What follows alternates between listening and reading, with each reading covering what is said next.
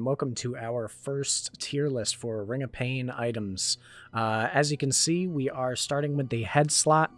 This is something that I've been wanting to do for a while, but after returning to the game, I felt like I needed to give myself some time to kind of get a feel for how everything interacts again. But we are starting with the head slot today. If you'd like to see an entire breakdown of all the items compared one by one next to each other, I'm still playing around with the idea of putting that all on one tier list. There's just a lot of items, so it would be a long video and it would take a little while. So if that's something you guys like to see, definitely let me know down in the comments, but we'll get right into it here. So I want to keep the rules simple for kind of how I'm gauging the value of each item that I put on this tier list. I want to keep it kind of basic so it's easy to follow.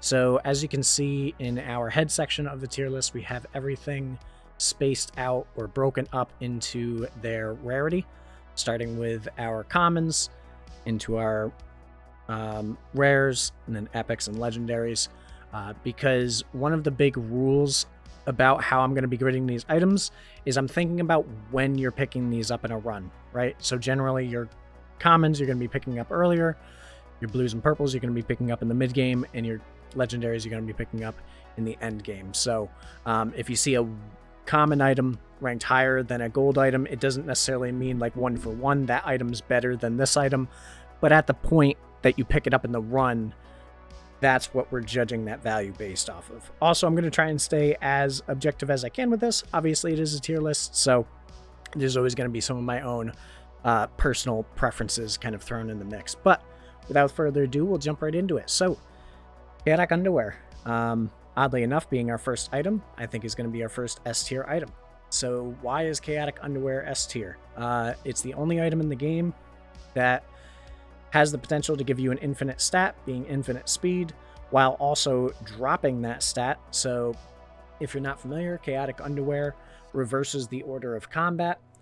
So the enemy or yourself, whoever has the lowest speed, attacks first, meaning that once you hit negative speed, you are faster than everything in the entire dungeon unless you reduce their speed to be lower than yours.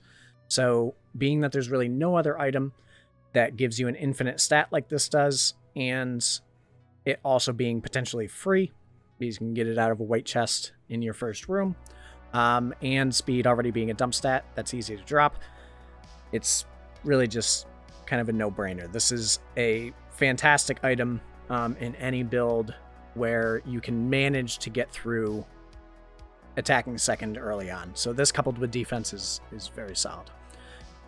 Alrighty, so our next item, Bandana. So Bandana I would probably put in B. Bandana is pretty solid. The passive reads +4 attack when below 25% health. Generally, I don't find myself really utilizing that passive all that much, just because since you're picking this item up pretty early in the run, if you're below 25% health and you don't have much defense, you're generally in kill threshold. So the passive isn't super useful, but the stats are pretty solid. Having a little bit of speed early on is good, and then any attack is always going to be helpful to really any build besides Insidious. So solid item. Passive's a little lackluster, but I think it sits pretty comfortably at B. Helmet. Helmet has no passive, but it has 3 defense, which might as well be its passive. Helmet is an absolute tank in the early game. If I see this in one of my first chests, I'll almost always pick it up. 3 points of defense for free early on with no negative attached to the item is just a really solid pickup and will be, again, useful in every build pretty much, unless you're going like a Striker's Veil build. Next item, Hermits Tia. So that brings up a good point that I will mention about this whole tier list. I'm trying to value these items in light of them being the item that they are and how they mesh with most builds as opposed to just one particular build, right? So Hermits Tia with a Hermits Tia run is probably like A tier, maybe between A and S. It's very, very strong. Basically, the passive reads, if you have 4 or less items equipped, your attacks freeze. So mixed with some speed, you'll basically freeze everything first, and while they're frozen, once you attack them again, they will automatically freeze. So you can basically stun lock everything in your run, if you're running 4 or fewer items. Now, with that said, as a item by itself, it probably lies in B. The 3 clarity can be really nice early on, gives you a little bit more healing. The 1 defense is always going to be useful, but the passive then kind of just ends up being useless because you can get to 4 items pretty quick. So you have your candle, say you get Hermits Tia out of your first chest, that's 2 items. You get your 3rd item out of your next free chest in the first room, and then by the 2nd room, the passive's going to be null if you pick up another free item, which you probably should be. So overall, you get defense and a little bit of survivability and soul economy early on, so I'd say it's B. Scavenger. So for me, Scavenger's a little lackluster. Losing the health in the early game doesn't feel amazing, but it's not the end of the world since it does give you the speed and defense.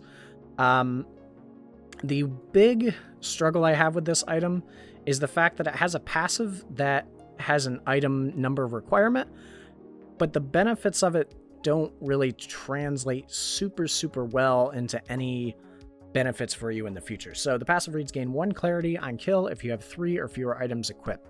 So that does give you the opportunity to gain a few early points of clarity. However, positive clarity in particular, beyond a few points, isn't super valuable unless you really dive into it heavy, in my opinion.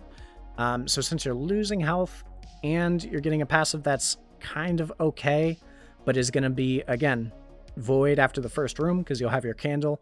If you get Scavenger out of your first chest, after your second chest, that's 3 items. So after your first room, it's going to be just about, used up of all its usefulness. So I probably put this in C for now, just because I don't like losing the health. If it just had the attack and speed, or the defense and speed, it would probably be B, just because the stats are decent, but I put that at C. Skullcap. Skullcap is probably another C item. I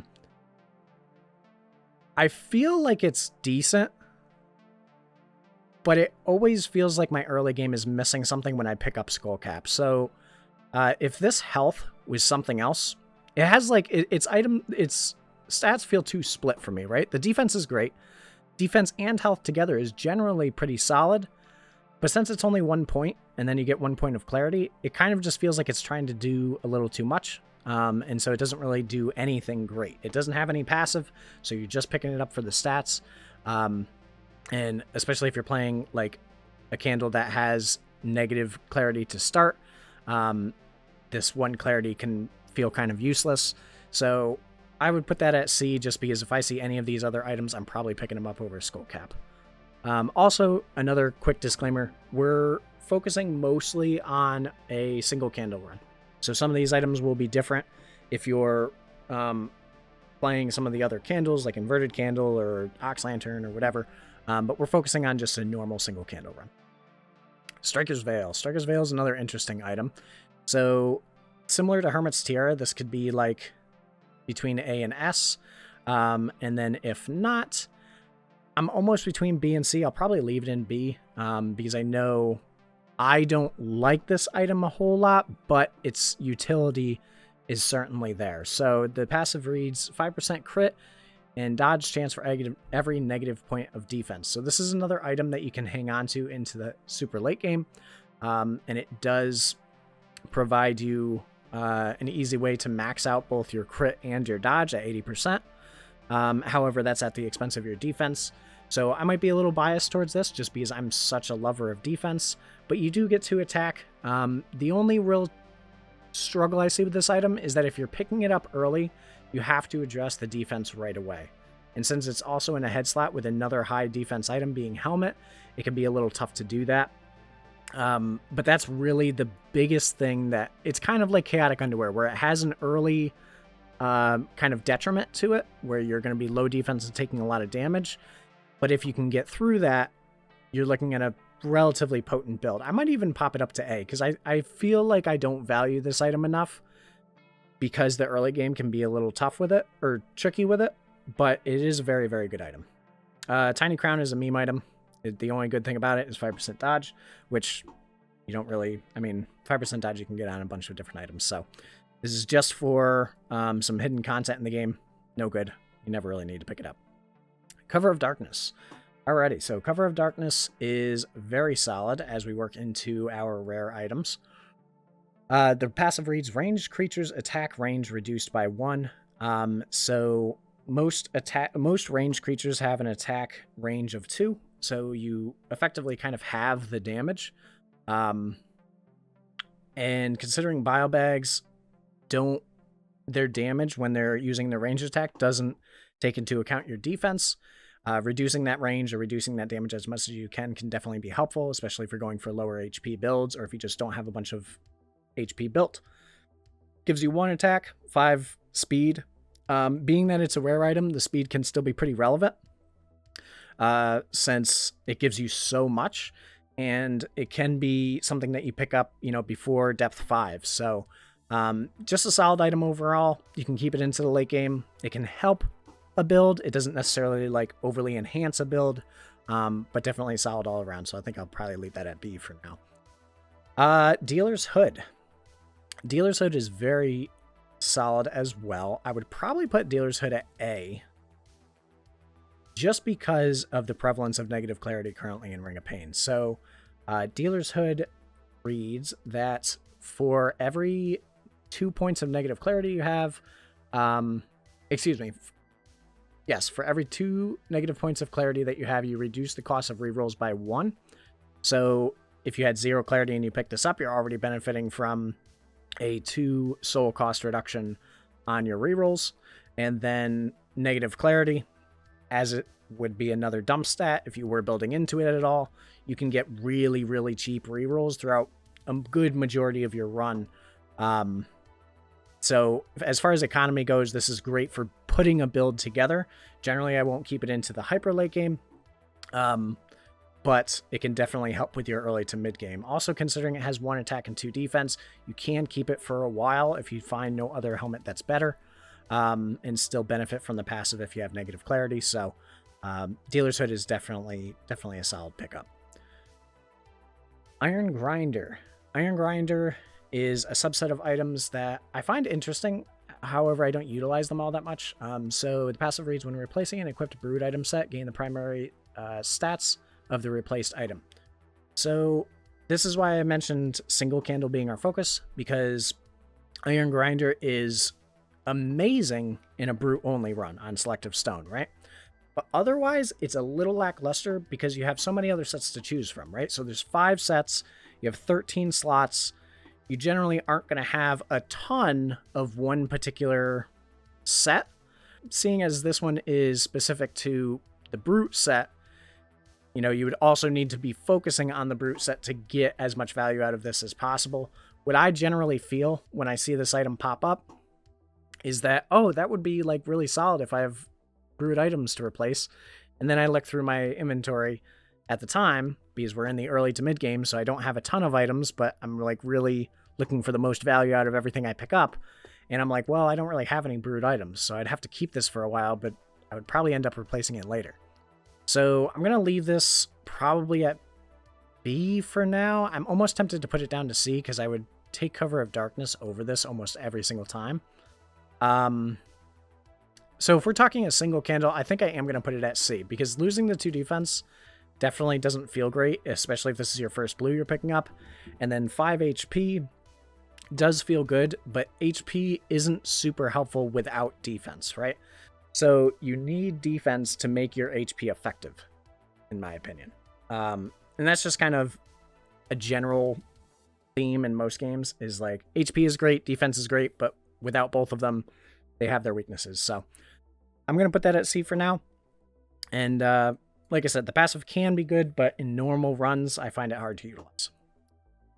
Neuron Site. Neuron Site is another item that's kind of middle of the line for me. So I like the passive. The passive reads reveal all cards, so it'll show you all the cards in the ring.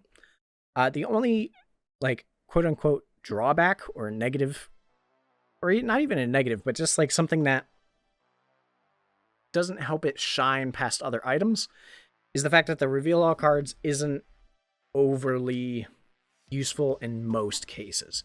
So Neuron Site can really help with getting pinched between a fire bead and a fire hive. because it'll let you see, what those undiscovered cards are around the ring, so you can plan out your explosive strategy a little bit better. But otherwise, that's really the only thing that you would need it for in most cases, unless you're doing like a polearm build. But again, you're usually picking this up before you're picking up polearm, so you would have no way of knowing if that's going to make it into your build. The stats on it are great. 1 attack, 2 defense. It's stats you're always looking for. A little bit of clarity. If you're not going negative clarity, the 3 points can feel good. But otherwise, I'd say it's pretty like mid-range. Shadoow Hood. So Shadoow Hood is something that I probably would have ranked lower before, but I've kind of reworked my thoughts on this. So Shadoow Hood does not have any passive. It's just a stat stick, but it actually gives you quite a bit. So the 2 attack, 2 speed, and 5 dodge are all your positives with -1 defense. So I used to just see anything with negative defense and say, nope, that's a bad item. Like, get rid of it. But after taking a look at this a little bit more, you're picking this up generally in the mid game. So you should have a little bit of defense built already, since your early game should be built around making sure you can survive into the mid game. And then you get attack and speed plus the dodge, and the speed doubles over on the dodge, right? So if you have any speed at all, you'll get even more percentage dodge chance while building the speed. And even though it doesn't have a passive, if you pick this up for free, I think it's pretty solid. So we're going to put that in as at B as well. All right, so on to our epics. So the Agile Cap. Agile Cap, I'm going to probably put at C. And the reason being is we are now working into our mid to late game, and speed becomes less and less useful into the mid to late game unless you have Chaotic Underwear. So, although it gives you 7 points, you're losing out on other stats that you really want, such as defense and health, which is kind of a double whammy, because like we said, with our, where was it here?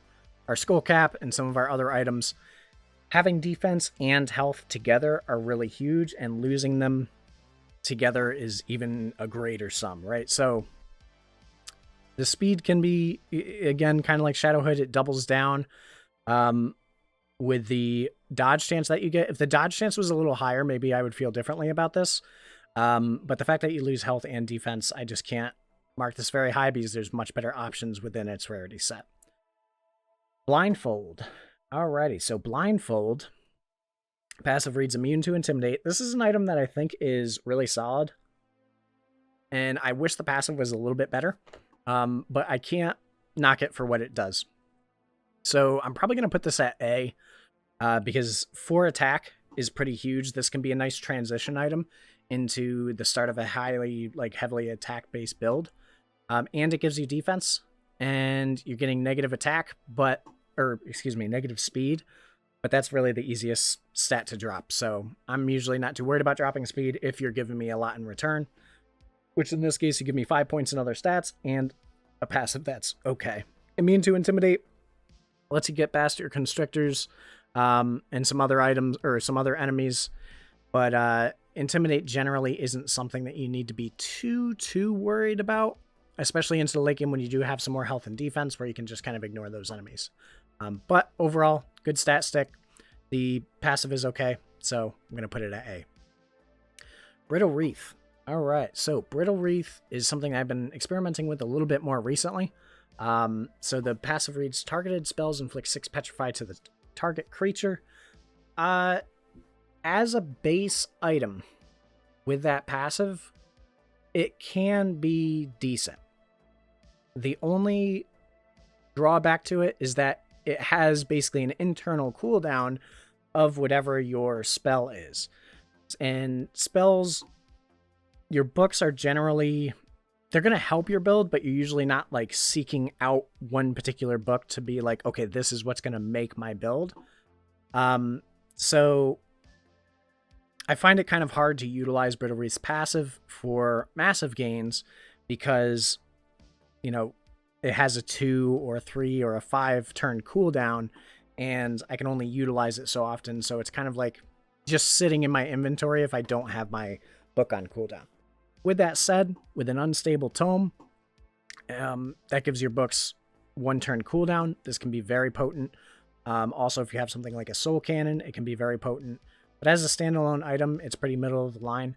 +2 defense, +4 clarity, -3 speed. Obviously, if you like building speed, it's going to be a little tough for you to want to pick up.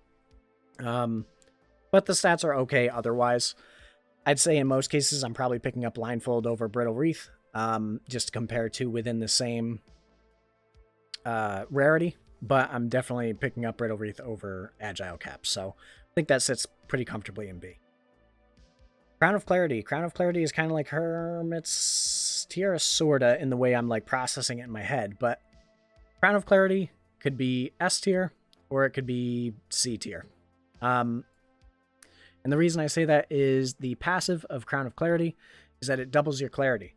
However, it also doubles your negative clarity. So if you're picking this up for a build where you're trying to build positive clarity, it's not good. It's not very good at all. Unless you already have a lot of clarity built. So since it gives you -8 clarity, you need to already have 16 positive clarity to start feeling the impact of the double your clarity afterwards, right? Because you're already starting at a 16-point deficit due to this item. So if you don't have 16 clarity, you're actually going to lose clarity by picking this item up, which definitely doesn't feel good.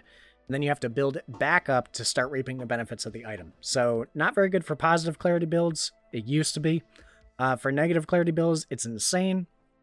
Between A and S, probably S tier, because it has -8 clarity, so you get -16 right off the rip. So you're already rolling with negative clarity.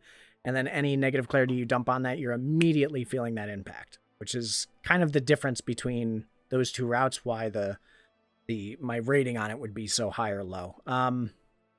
So for most builds is what we'd be talking about, right? In a normal candle run, I kind of want to put it at C tier because if you're not focused on clarity, all you're really getting out of this is 3 HP. And if you have any positive clarity built, which if you're not focusing on clarity, whether it be positive or negative, you probably just have a few points. It's going to diminish any benefits that you were getting from those couple points to begin with. So I'd say there's argument that this could be like B or C. Like it's extremely potent when it's working, but it doesn't always work how you'd want it to. I think for me, I'm honestly going to get and put this in C. I would probably pick it up over Agile Cap, so it's probably like in the middle here, like C+, B-. But it's definitely taken a turn over the years as it doesn't operate the same way that it used to. And I think C is probably where I'd leave it for now because I'm almost always going to pick up these other two unless I'm going a negative clarity build. Again, if you're going a negative clarity build, it's way up here. But I'm trying to say, in regards to all or most builds. The consistency upon picking these items up. That's where I'm going. Living Helmet easily starts at A. We'll see if I can talk myself higher. Living Helmet gives you 2 defense, 4 clarity, and it heals 2 on kill. The heal 2 on kill is prevalent with any build that has a decent amount of attack. As you actually need to physically kill the enemy. You can't kill them with poison or some other effects don't proc this item. But overall, it's a great item. The living items in general give you a way to heal outside of potions, which if you have negative clarity is huge. Obviously, this does give you some clarity, so it's kind of doubling down in that aspect of your build where it's giving you healing from the clarity and from the item itself. Pretty easy to proc. There aren't like a ton of heavy hitters in the head slot, so this is one of my top priorities. It does enhance your build. It's not going to take it over the top. This isn't what's going to break your build, but it's very, very solid. So I think A, kind of like A+ area is where I'd leave the Living Helmet. Next item, Poison Fiend. So, Poison Fiend is something that I don't use a whole lot. Not for any particular reason. I just oftentimes, if I see a Poison Fiend in a purple chest, I'm like, well, I'd kind of like something else out of this purple chest. So I tend to kind of just scroll past it. But the passive is actually really potent. So poison damage taken is capped at 2 per turn. That can be really, really huge into the late game, especially as plague bearers become more prevalent. Even Bane Fangs, it can help out with a lot if you have several of them that are, forcing you to either move over them or attack them and you don't have high speed. So capping your poison at 2 is pretty huge, especially if you have any healing in your build. Plus, it gives you clarity, which can help you with that healing. The only reason I sometimes have trouble picking this item up is because of the negative health. I do like the defense, but the health to me is just, again, it's like a trigger that when I see negative health or negative defense, I automatically start to discount that item. But in reality, the lost health is kind of made up by the passive, so I'd say this is a pretty solid item. I'm almost tempted to put this up to A as well, even though I don't use it much, just because being capped at 2 poison is actually really, really strong. So I think I'm going to leave it in A for now. All right, on to our legendary items. So our first one is Carapace. So this kind of falls in line with our Iron Grinder in a similar, I guess just in the fact that it's set-based, but the passive reads, on equip, +1 health, +1 attack for each item in your most equipped set, -2 clarity for other items. So if we look at this item for face value, it is +3 defense, +3 HP, and -2 speed, which isn't really a big deal since we're getting so much survivability out of the defense and health. But then if we break down how many items you'll generally have in a set in any particular run, even if you're kind of all over the place, right? There's 5 sets and you have 13 slots. So you generally have 2 to 3 items per slot, and you probably have 3 to 4 items for one particular set.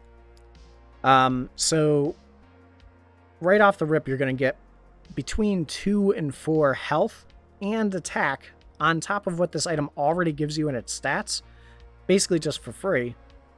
And then you get negative clarity for all of your other items, which in a lot of cases does end up being a positive for you because negative clarity is so easy to build into.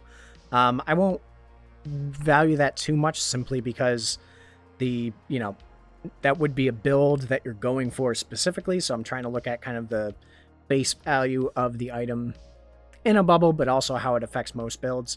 So I'm going to put this at A for now because Carapace, just by itself, you can pretty much pick it up with any build and you're going to feel the immediate benefits. Whereas with Iron Grinder, like I said, you're taking a hit in the beginning and you're hoping that you've received benefits. This you can calculate right away. All right, Changeling Crown. So Changeling Crown is decent. Changeling Crown is probably better than Crown of Clarity at what it does because of its ease of execution, right? So you get 3 attack, 3 health, which is solid to start, and then you gain 1 clarity when you transform a creature. Now that second part of that passive is really the only drawback to this item. So since transform isn't the most potent effect in the game, it can feel tough to want to go into transform early on, which then makes this item feel pretty lackluster later if you don't already have transform. But if you do have a way to transform, the extra clarity that you can collect from this item can really stack up.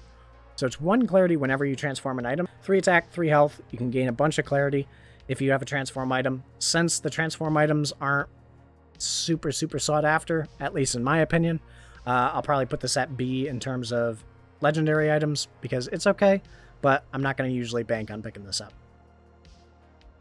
Next item, Cryokinesis. So Cryokinesis, the passive reads, creatures are frozen whenever they take damage from explosions. Gives you 3 defense, -3 speed, +4 clarity. Stats on this are pretty lackluster. The defense feels nice. The speed, I don't really care about. And then the clarity, I mean, it's fine. Clarity is not usually something I'm like really hurting for.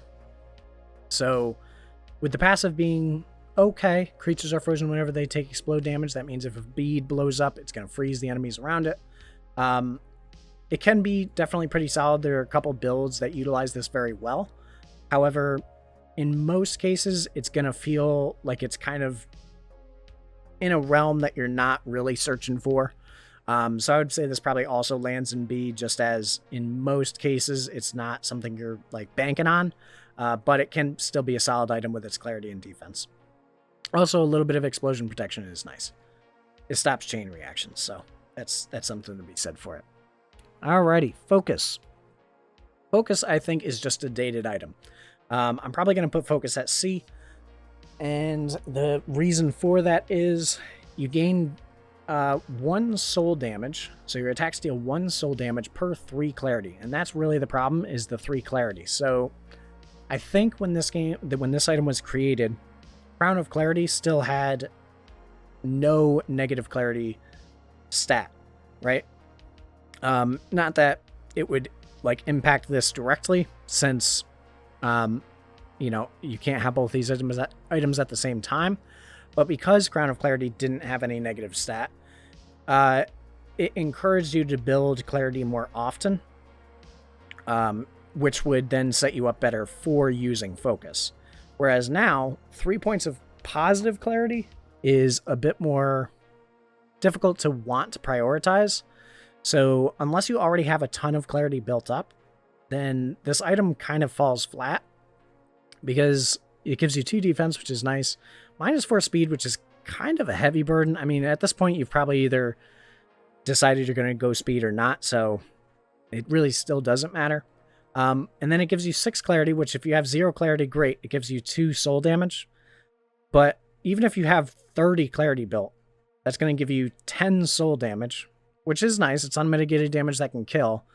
But there's other items that can do more than this without that much of a point investment into something that's already kind of difficult to build. So I value this pretty low. I think if the requirement was dropped even by 1 clarity, so like if you gained 1 soul damage per 2 clarity, this would be a lot better. It would give you 3 right off the rip if you had 0 clarity. But since, it's in its current state, I would say that's probably C tier. Maniacal. This is probably one that could be debated on a bit more than I will likely give it the time of today. But the passive reads damage immunity while defense is positive, gain attack, and lose defense equal to incoming damage. So this item's ridiculous if you can maintain your defense. If you can't maintain your defense, this will kill your run. So unlike Striker's Veil, where you're getting, constant benefits for having a low stat, Maniacal is giving you benefits while you have the stat, and then once you don't have the stat, it's like your card just runs out of gas. Like you're left with nothing.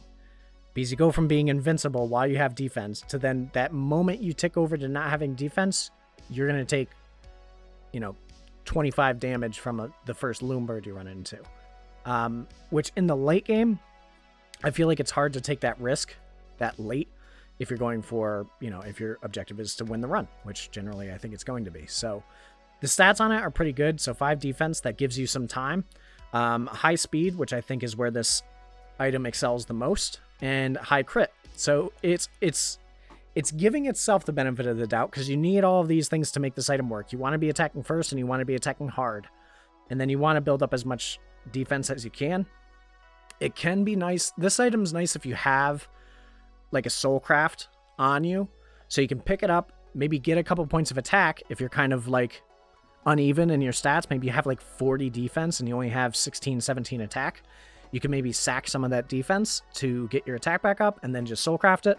But in general, I feel like this is a super volatile item. I could see some people saying it's S tier, ridiculously broken.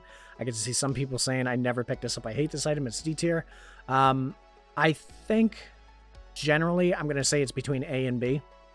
It's not as reliable as Carapace, but it's more potent than even some of these other items at times. It all just depends on how the run kind of pans out. So it's a lower percentage item, but it's very good in what it does while it's working. All right, last item, very exciting. So Void Portal. Void Portal is probably the only S tier epic head slot, I'd say. So Void Portal, excess killing damage becomes soul damage to a random creature. This item literally just gives you everything. It gives you health, it gives you speed, it gives you defense, which health and defense together are a huge synergy. It gives you attack, because it's giving you that soul damage to a random creature for excess killing damage. It's enhancing your build, so it's not just giving you stats, but it's changing the way you do damage. It's changing the way you can play a room. It's an incredible item. Void Portal you can pick up with almost any build, and you're going to find value somewhere, because even if you don't have super high attack, if you are attacking for 16, or we'll say 14, and an enemy has 30 health, you hit them twice on that third hit, you're going to do another 12 excess killing damage on something else. It doesn't need to just be like a one shot. So nice for taking out explosives, nice for taking out bosses, helping clear rooms quicker. It's a great item overall. But that is all of our head slots. If you have any sort of contradicting opinions, or anything you want to share, please feel free down in the comments below.